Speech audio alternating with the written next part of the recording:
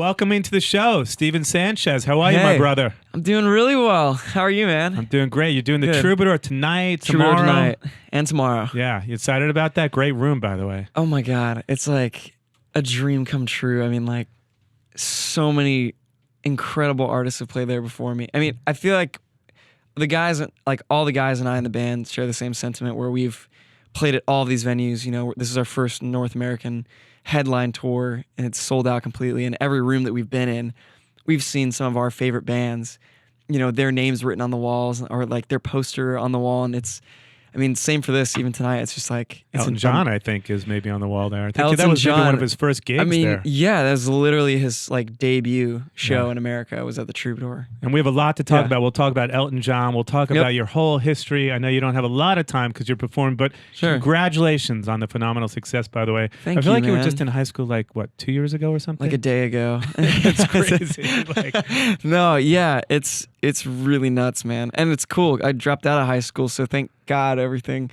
worked out. That's great. And it's happening so quickly because I was just saying before you got here, you have some songs that have amassed like 4 billion streams. And when you think about the magnitude of that and the fact that you dropped out of high school, take me back to the beginning, like how you grew up, where you grew up, and were your parents into music growing up? Yeah, so I mean, I grew up in a super small town, you know, and no one was playing music really, and everybody that was in a band, you know, they were spoken for, and so I was just kind of on the sidelines, you know, writing songs in my bedroom. And you know, my parents have, you know, very normal jobs. You know, nobody in my family played music, and so I was just, I'm kind of the black sheep a little bit. And then, you know, everyone wanted to go to college and wanted me to go to college, and I just chose otherwise, I guess. Were you like a bad student? Did school just not resonate with you at all? Yeah, it was really bad. I mean, I was a very average student, like getting below, you know, average grades, you know, and yeah, so thank God. I mean, I literally, and all throughout high school, used to bring an amp and my guitar, you know, with me, and a microphone stand, and I would play during lunch for 30 minutes, and I'd be late to every class after lunch because I would just be like packing up all my stuff and lugging it to the next class.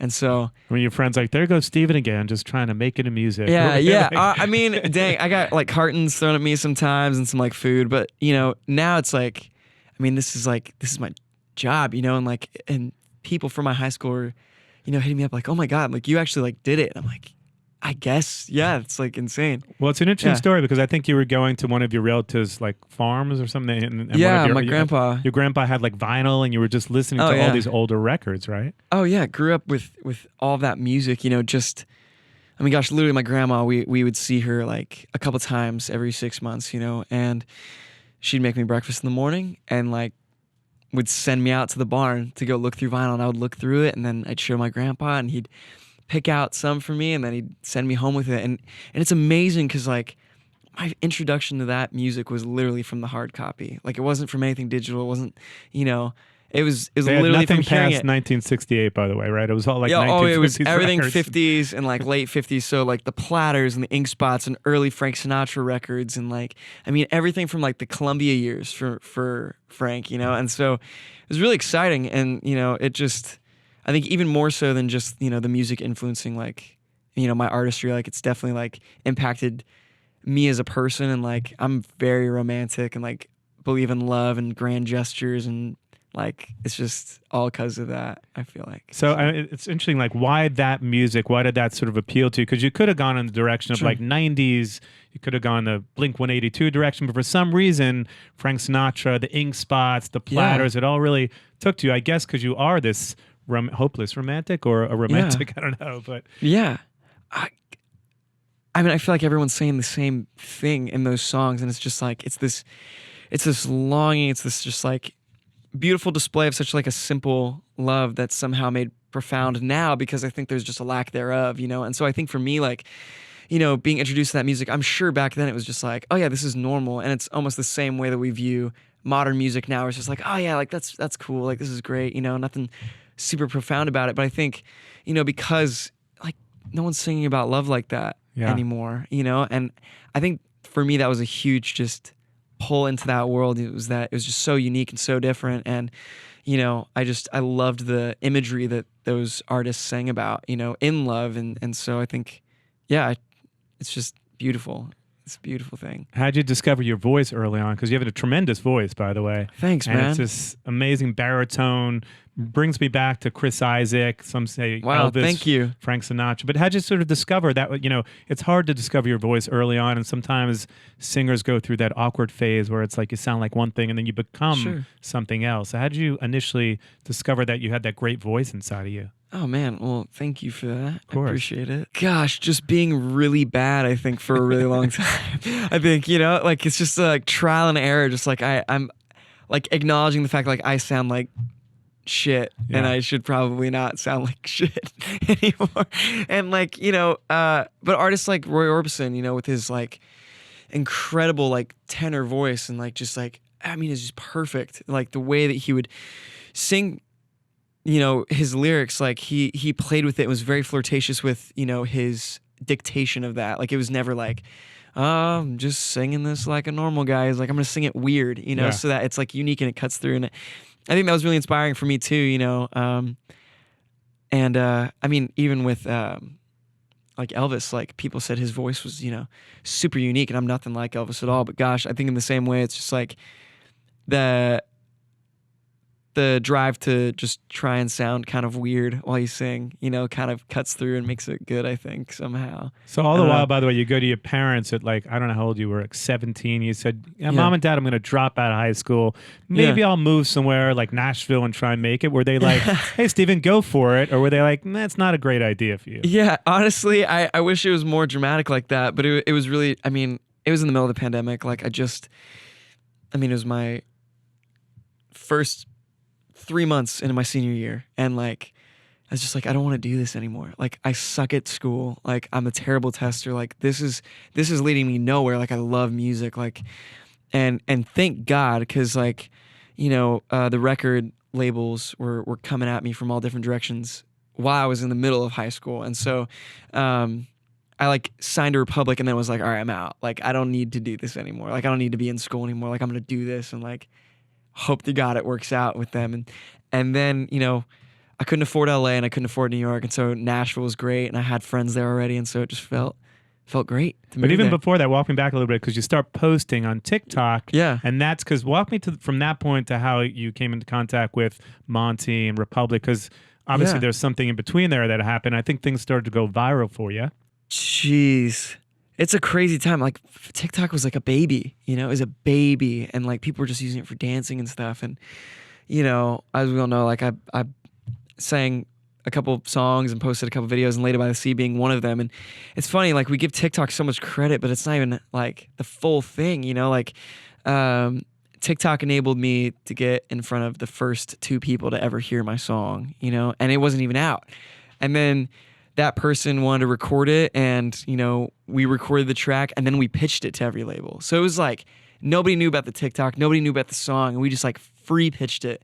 And that's when everybody came in and wanted to work and wanted to do stuff. And then we spent the month of, I mean, God, all of June just talking to every label ever. And then it whittled it down in July to, you know, Republic, Columbia, Interscope, and then landed with Republic because they're just great people. And then that was it, man. Because your first song, Lady by the Sea, and also you did a Cage the Elephant cover, Cigarette Daydreams, they both kind of went viral, right? Yeah. So was that the moment that you're like, all right, you know, this seems to be working. People are taken to what I'm doing now. Sure. I think I should stick to this thing and not go back to school. Yeah, I mean, I had no other way to go, I think. I don't think it was about that for me. It was never about like the virality of anything, you know, or that. It was just like, even if nothing was popping off, like I didn't want to do anything else. Like, just music is just like, is the only way I could confess anything that I felt, you know, any way of being, any way of living. Like, music was the only way that I could do that. And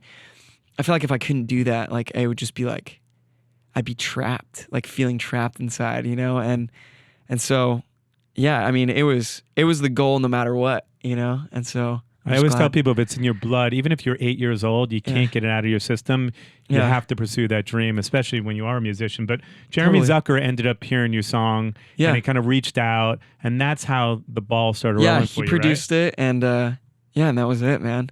In his little studio that he had at this like blue box building in Brooklyn.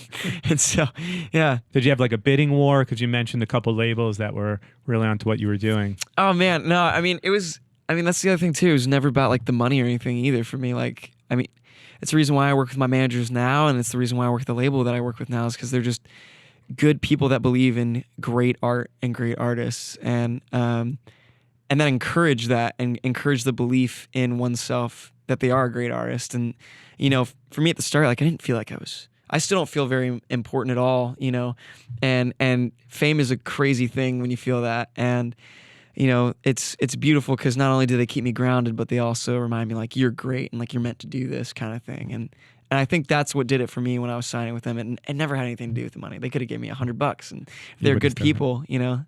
Yeah, it's fascinating. I've heard you say that it's almost like this is your second time around. You mentioned like you're not worthy, but you feel like you kind of already have done this, and this is like your another go around. Talk to me about that, because you are worthy at this point. Oh, you're selling out this tour everywhere. Yeah. You have songs that we're going to talk about in a moment, but you know, again, to release a song, your second or third song, and like 4 billion people have listened to this song. Sure. Again, think about the concept of that from not, you are worthy at this point for sure. Yeah, thank you. I appreciate that. Yeah. I don't think I mean it in the context of like feeling unworthy. I think that there's worth to be had in who I am. You know, I think it's more in the sense that like, how do you as a 20-year-old process the fact that your song is a multi-platinum hit single? How do you process the fact that you're able to sell out venues, you know, across the United States? Like, how, like, it's just like it's a perspective thing. It's just like insane to me. I'm just like, I think that's where like what's it called? Like feeling like an imposter, like that imposter syndrome. Yeah, and like that comes in. And I'm like who the hell am I to like do this stuff and be this thing, you know, to people, you know? And like, I feel very much like a fan to all of this still. Like, I still look up to my heroes, and like the fact that like I get to be in the shoes of those heroes and be, you know, called a hero by the fans that are coming to the shows. Like that's a crazy thing, you know? It's really insane. It really is. Yeah. All of it is. Well, talk to me about, because the story behind Until I Found You is it's a love story. About Georgia. Yes. Are you still friends with Georgia? You guys still tight? Oh yeah. Well, I mean, you know, whether we're friends or we're dating or we're not, you know, it's, you know, she's still obviously very important to me, and you know, we have nothing but respect for each other, and that relationship that we had, we have nothing but respect for. And you know, I think it's just it's a crazy thing, you know. We can't really get away from each other at all. Obviously, I can't. Now you'll never get away from her. Now we'll never get it. Yeah. So you know, but we're totally okay, and you know, it's a really beautiful thing for both of us to, you know, get to experience, and a really weird thing because you know the song was never meant to be anything to anybody else. You know, I just like all I was concerned about was telling her that I loved her, and that, you know, I was there, and you know, and now it's like it's even more than that, which is even more beautiful. I think, you know, that other people whose love stories aren't even connected to ours, like, are relating to this song. Like, no, this is our song. Like, we play this at our wedding, and I'm just like, that's fucking crazy. That's crazy, actually. Because the story goes, she was like out of town, and you started dating her. Yeah. And then you would come visit her. Talk to me about the story behind it, really. Yeah. So, you know, I was so in love with her right away. You know, like so in love. Like she was the best of everything that you would hope to find in another person, you know, and you know, she was nothing but gentle towards me when we first met, and I'm pretty like self-destructive. I feel like I've had a lot of heartache and things in my life that have like impacted my ability to receive love very well, which is ironic because like I'm singing about love all the time, and I think that's a testament to the fact of why I do. But when we met, I was just in a tough spot, and you know, I just pushed her away from that because I mean, how do you involve somebody in that, like when you first start dating them? And then we didn't talk for a while, and you know, I apologized and felt like an idiot, you know, and then I moved to Nashville, and it was closer to where she lived. You know, I was living in California at the time, used to live here, and then I drove up to see her, and then I talked to her parents and asked them permission to date her, and then took her on a date, and we kissed our first date, and then that was it, man. And then we dated for a long time. And by the way, that's old school. You asked the parents if you could even date her. Oh yeah, I mean, That's usually when you get married, but this is just you saying, "Hey, do you mind if I take her out?" Oh yeah, I mean, well, I was staying at their house, Okay. to visit her, and it was just like, all right, well, they're letting me stay here, I better ask him. so I better ask him and let them know my intentions. And so I literally sat them both down individually and was like, these are my intentions. Like, this is how I feel about your daughter. Like, I would love to take her out on a date and be with her. And they're like, yeah, okay, So great. this one, you were what, 18 years old? Yeah, holy crap, yeah. Yeah, you're an old soul, by the way. Yeah, thanks, man. Yeah, it's funny. You describe your music as like devastatingly romantic. You even have like hearts on your hands, like tattoos. Yeah, So talk to me about what that means to you. I mean, it's just who I am. Yeah. Like I don't know any other way. Like I don't know any other way to be other than horribly human and horribly romantic at the same time. And both of those go together because you kind of feel like you suck at both sometimes. You're just like, I suck at like just being a human being. And then you're like, oh, I suck at like being in love, I guess. And then those two things are always fighting because you just want to hold back like the fact that you're a human being to somebody when you're first falling in love. And then they see it and there's always that fear like, oh my God, are they going to see me and like not love me? And I just feel like that's just, I just feel that's just me, man. Like being that hopeless, horribly romantic person is just like, that's just like who I am, man. It's beautiful. It's working for you, by the way. Thanks. Well, even your new song Evangeline has millions of streams. And do you feel like a pressure to keep up with the success of your first few singles now? I feel like if I had the wrong heart about it, yeah, I would. I was put here to make great music.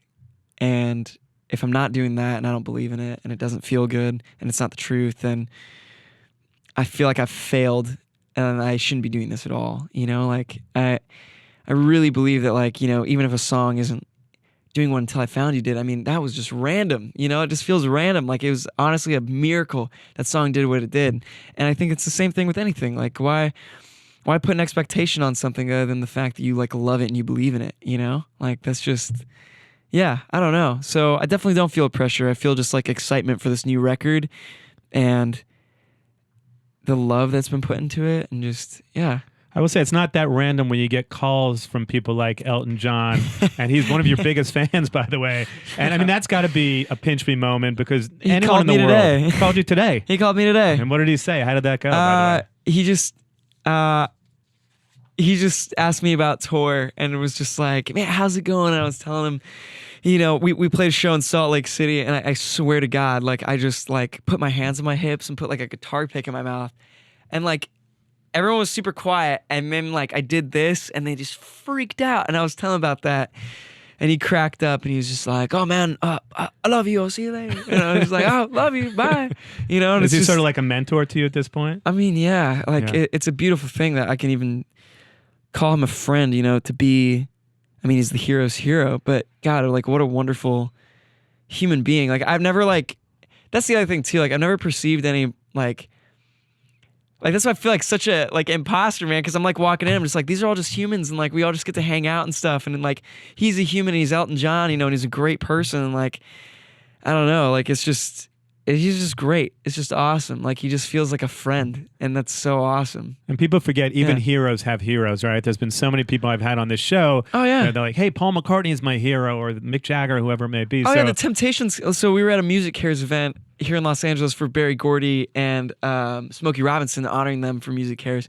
And we were sitting next to each other at the table, Elton John and I, and he was just telling me, he's like, I'm so excited to see the Temptations. He's like, I grew up with them. I was like, that is insane. Like, that's crazy. Like, he's like excited to see, like, I'm excited just sitting next to him. And like, he's excited for who's on stage. I'm just like, that is like the most beautifully like humbling, wonderful thing ever. Like, it's so nice. By the way, tell the story because besides today, because it feels like you're on like a weekly call basis with Elton. But when you got the first call and when you get a first call from someone like that, what's that like and how did that happen again? Because you guys met through your publisher, I believe. Yeah. So Elton John hosts the Rocket Hour for Apple Music, and David, his husband, runs that with him and finds music with him, and he threw Until I Found You on his desk, and Elton fell in love with the track, hit up my publishing, and was like, I want to talk to Stephen. And my publisher called me. He's just like, hey man, like this is really weird, but like Elton John really wants to talk to you on the phone.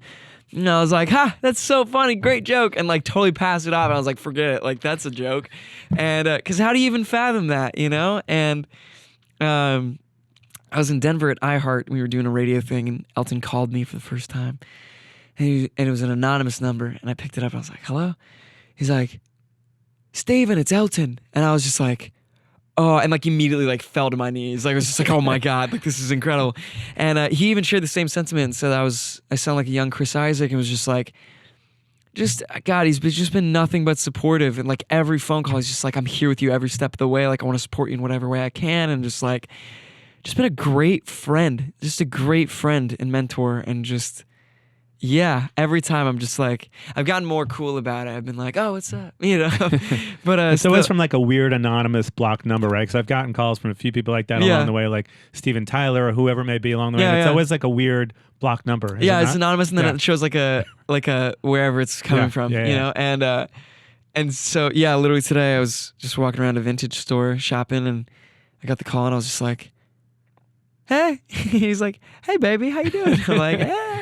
And you almost want to call your parents, be like, hey mom, dad, guess who just called me? Like, yeah. It's surreal. And now word from a new friend of the show. Fellas, do you feel like you might want to spice things up in the bedroom? Blue Chew tablets, just for fun, will bring that added spice and fun back into your bedroom. What's a Blue Chew tablet, you say? It's a chewable tablet with the same active ingredient as Viagra and Cialis. The difference is it costs just a fraction, it's delicious, and you don't have to deal with going to the doctors and having that awkward conversation with them. It's as easy as going online, speaking to a medical professional, and they send them your way. Use my code, that's LIPPS, LIPS, for a free month supply. Just go to bluechew.com. You pay only $5 for shipping. Do yourself a favor, bring the fun back in your bedroom, and now back to the show. But by the way, along the way, we should talk about it a little bit. You actually lost your voice about a year ago. So it's incredible to see where you've come since then. Talk to me about what happened to you along the way, because all this happened during when you were starting to write all these songs, right? Man, it was a wild time. Like it really was. Like, I mean, we just finished a record and then it all went to hell, you know, and it was really scary. I thought that was it. And I had like a huge like identity crisis, and it was insane. So what happened exactly? George and I had broken up, and then I lost my voice, and so those two things were sitting, and then the song came out, and then it blew up, and so it was just like I couldn't sing. I lost my girl. I had to advertise the song about her. Like I was in a really dark place, truthfully. Like it was horrible. Honestly, it was really horrible. I was really depressed. I also got kicked out of my parents' house, and so I was figuring that, man, it was just a dark. How did that happen, by the way? My parents and I have a great relationship now. There was a time where we struggled, and you know, yeah, man, we had a hard time, and so it was we didn't talk for a while too, and so there was just so many things like falling on top of each other, and I just like I honestly I really wanted to quit for a while. I was just like I mean I can't even, like, this is the one thing I love to do, and like I can't even do it. And like, what do I do now? Like, it's over. And there's like, and also to feel like that people are relying on you and like all of that and like the label. And I was just like, God, like this is it. Like it's over. And then I had the surgery, and it just like, honestly, it changed my life in like an amazing way. And like I can sing better than I've ever sang before. You had some kind of vocal cord problem? Yeah, I had a polyp on my vocal cord, which was just like, it was like a cystic polyp, which is just a massive lump on my vocal cord. And so your vocal cords close like this, and they close all the way, and this lump was like this, and so it was like closing like that, and I was just like, it was just rough, man. Did you get a diagnosis that like maybe you wouldn't be able to sing for a while? No, actually, it was, they were just like, oh, it might take a bit, and then it just like right away, like, I mean, we were ready to go, and obviously we've been doing this headline tour, and I haven't been winded at all, and you know, it's been, I mean, God, it's been wonderful. It's been really wonderful. It was a really scary time, and now we've gotten to make a new record. Now the songs popped off and gotten to do so much, and you know, sing in front of Elton John, you know, and my voice didn't suck, like, you know, and so it was, you know, and do all these late night shows, and God, it was just like a massive blessing in disguise. Like I can't imagine doing that with that polyp. Like that, I would have felt so awful, like just like about my performances, and I've just felt nothing since then but good stuff. So You ever feel like it's happening so quick that you can't really enjoy the ride? no. I feel like I'm enjoying all of it. Like it's just I can tell, by the way. like, I can tell you. I wish that it would last longer. That's what I wish. Like that some of the moments, like I wish I was sitting next to Elton again, you know, and I was hearing him sing My Girl to me again, and like to, you know, like literally the Temptations were on stage and he was like singing that song to me. Amazing. And we were singing it back and forth to each other. And there's just like moments like that, like my managers and I at Milk Studios at the Grammy after party, like running around saying hi to all these people, and Stevie Wonder's there, you know, like just things like that, like these little beautiful moments. And God, of course it's about the fact that there's amazing people there, but like who you're getting to do it with is even more exciting. I just wish that I could go back and like live them a little bit longer. Well, there'll be many more, by the way. Yeah. Let's talk about your new record for a moment. Evangeline is the latest single. Yeah. And it's funny, you write all these songs in like 15 minutes. Yeah. Which, do you ever feel like it's a bit like divine intervention? Like if it's not 10 or 15 minutes, then it's no good or you shouldn't keep doing it? For this record, yes. I mean, this record means so much to me. Like this whole new project, like I wrote it because like, I mean, dude, the world is lacking like confession and love and like deep romance, and like that's all this new record is about. And so with Evangeline, it was the same heart. Like I just wanted to write a record and create this lore that is entirely centered on that, like that deep, innocent love, that seductive, beautiful love that like it seems to be lost on us. And so when we wrote Evangeline, like it was literally just all about that. And like the 15-minute, you know, rule thing has been very true because I just want it to feel real. You know, like I want it to feel like it's like coming out of a place that's honest. Because when you talk about something you love, you know, it just kind of pours out of you. You know, and I think in the same way, like with these songs, like we just kind of want it to pour out of us rather than pine for it, you know? Yeah, it's funny because I have a friend that's a huge music executive. I was with him about a month ago. We were having lunch with his girlfriend. He said, you know, our song is the Stephen Sanchez song before I even heard your music or met you. And there's so many stories like that, I'm sure, that really connect with people about love. And I love the fact that you're bringing back love into the mainstream because the world, for sure, we need it now. So any great stories of couples that you met that got married to that song or just that really connect with you? Oh, yeah. At Irving Plaza, our show that we did early on in the tour, we had a couple, like a guy proposed to his girl on stage at the show, just in the crowd, and like everyone was freaking out in the middle of the song. Amazing. It was beautiful. That's a great TikTok video, by the way. Oh yeah, great one. Yeah. Talk to me about your relationship, by the way, with TikTok. I'm sure you've seen a lot of videos of people that do duets to your songs, whatnot. Any ones that stand out that you're like, wow, that one just really made my day? Whoa. It's the canvas. It's the Spotify canvas for the piano version, but there's this video, this guy proposed to his girlfriend in front of the moon, like on a cliff. Amazing. And it's the most incredible video. Like it's gorgeous. And it like the moon is like super pink and it was just like a full moon and it was massive in front of this cliff. It was beautiful. So. Wow. And now you got this tour, by the way. Yep. Sold out. Spring tour, fall tour? Fall tour. Yeah. Spring tour. Tell me about life on the road for you, by the way. Is it something that you really enjoy? Are you in a van? Are you in a bus? We're in like a bandwagon. So we're like in a trailer attached to a truck. Pretty much. Yeah. So it's as in the mud as you can get for a first tour.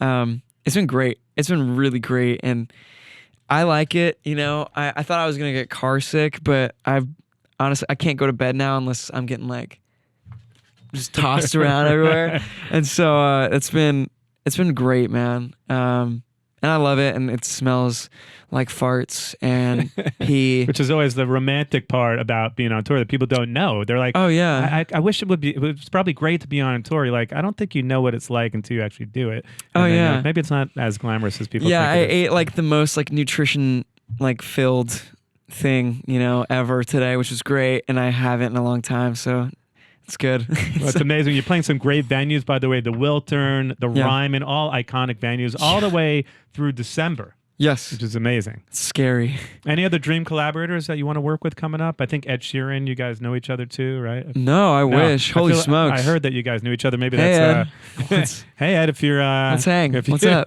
Right. Any other dream collaborators? Oh my gosh, man. Besides Elton, because I'm sure you guys will do a song together. Oh, one day. maybe. I don't know. No You will. pressure on him or anything like that. Gosh, man, honestly on the radar, like Lana Del Rey and, Lady Gaga have been on the thing right now for me, because obviously this is a 50s, 60s style record, with the beautiful lore and all this. And Lana's my friend, so I'm going to put that out there to her. Lana's great. Yeah, hey. Love Lana. Love you. You're amazing. I think you're wonderful. But yeah, so I mean, gosh, like it would just be amazing just to have their gorgeous retro sounding voices on any track, honestly, or to write one together. Who knows? So that will be coming up for sure. Yeah. Well, we always do this fun thing at the end of the show, Stephen. We did the top 5 for you. So I want to talk about your top 5 Elvis Presley songs of all time. Oh my God. Okay. The Unchained Melody, of course. The film mix that they put out for the movie. That's definitely number 1 for me. Not the live from Ann Arbor one, the film mix one. It's number perfect. 2. It's perfect. There's a song called Angel. It's take 7 of that song. It's perfect. Amazing. That's number 2 for me. I would say Love Me is definitely number 3, because it's just like, God, it's just perfect. It's so good. It's just, and treat me like a fool, and then everyone's like, ooh. It's so perfect. Oh my God. Number 4. If I Can Dream, probably for sure. Great track. The live recording, obviously, that's on Spotify. It's great. From the '68 comeback special. It's wonderful. Oh my God. I think the live version of Suspicious Minds from the International Hotel album that he did, the live one, it's just ridiculous. It's so good. I watched the video with it too. And so he's just like, oh, don't you know? And he's like spinning around doing this crazy thing. He's just nuts. It's probably that. Well, that's 5. And you have That's great 5. knowledge, by the way. So thank you. Amazing list. Yeah, thank you very much. Yeah. By the way, the tour is sold out, but are there still tickets anywhere or nowhere? I mean... I think we have a couple, don't we? Yeah, maybe a couple available for tonight. For the fall, we have a lot. We have a lot available for the fall. Okay. Everything on this tour is pretty much toast. Awesome. So we'll go to StephenSanchezOfficial.com. Yeah. Dude, I'm so glad to meet you. So great to meet you, man. I think you're a man. star, so I'm happy to have you here. Thank you for making it here. Thanks. I think you're a stud. So thank you, brother. We'll see you soon. Thanks again, Stephen. Thanks.